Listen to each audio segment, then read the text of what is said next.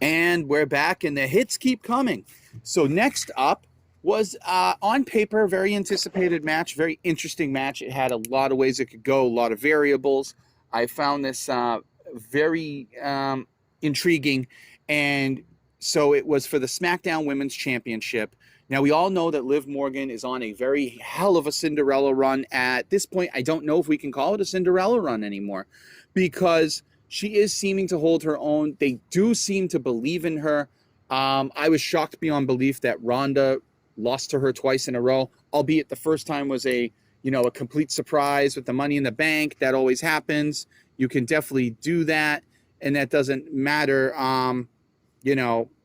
what happens as long as you book it right. So I was sitting there saying, okay, let's see how this goes. And I had some Triple H vibes during this. And I have to say the Triple H vibes are correct, because this reminded me of the booking with John Cena versus Triple H and Shawn Michaels, both DX compatriots, back-to-back at both WrestleManias. It felt like that, because it's sitting there going, on paper, you had Liv beat Ronda twice, even though there was hokey pokey and you turned yourself around and there was some shenanigans.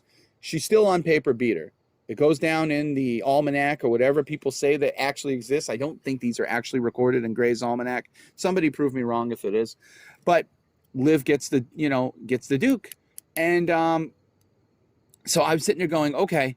And Shayna, we all know, has been overlooked for a very long time. She was a absolute killer in NXT as the women's champion. She's the submission magician, and I love that moniker for her, because she's always cool and collected in submissions. She never seems to get frazzled, and she just comes in like a badass. She should be. She's got a face, only, that you see it right away is intensity. If that face can't back up what it looks like, I don't know what to tell you. But I'm a big I'm a fan of Shayna Baszler. I'm not a big Shayna Baszler fan. I'm a fan of Shayna Baszler, because I do think she brings an intensity to wrestling that needs to be brought from a women's perspective.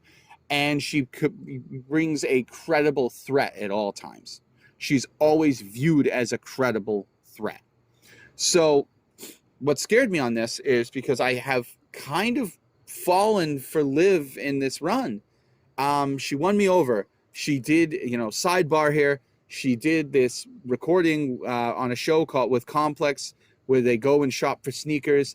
And I just got to listen to the backstory of Liv Morgan, and you could see the passion, you could see the genuineness, you could see the authentic, real fan, real appreciation for what she does, doesn't take it for granted. And it's like, how can you not get behind someone like that? How can you not sit there and root for this girl? And she is getting better in the ring. The stuff she's very sloppy at, she's slowly maturing. Do I say you give somebody a title to help them mature? It's not the move I would make, but hell, I'm not the head booker, so that's fine. Anyways, getting into the match, the story was this. Liv has a bomb arm. Shayna's going to target that arm. Shayna's going to break said arm. Shayna's going to walk out with new belt. The end. That is what it was on paper. It is the shortest children's story of all time. And it didn't come to fruition like that. It did not come to fruition like that. This match was a little bit of a back and forth. Liv got in there, got a little cocky. Liv was able to get out magician, I've got a really bad speech impediment today.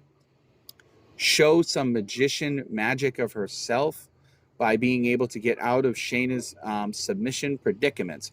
Try saying that 3 times fast. Very difficult. Lots of S's. But that was what we were faced with. Liv was just keeping ahead of Shayna, and it got Shayna more aggravated as the match went on. And she wasn't like she wasn't a bull with a matador or anything like that. She kept her cool, but when it started trading submissions back and forth, it got really interesting.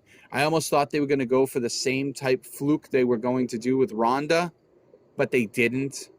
And I thought it was good. It was better than expected, much better than it had a right to be. And you're going to laugh at the rating that I give this, but this card was so hot. This card could have, to me, been a WrestleMania. This card was fantastic. So I gave this a 2.5 count. And oh yeah, Liv retained the title. It's going to be interesting to see where that goes. There's no shortage of challengers. I'd love to see Lacey Evans versus Liv. That's the match I think is overdue. I think Lacey Evans is very overdue for a title run, period, on either show.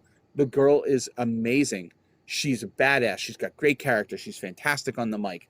She's got all these things. And I think by putting Liv in a program with someone like a Lacey Evans is only going to step her game up even more. Because let's face it, these two was like two wooden spoons talking back and forth. Their trash talk was almost laughable. But it got the job done. I was pleased. I was entertained. In no time did I look at my watch, phone, nothing else. So yeah, 2.5 count. On to the next.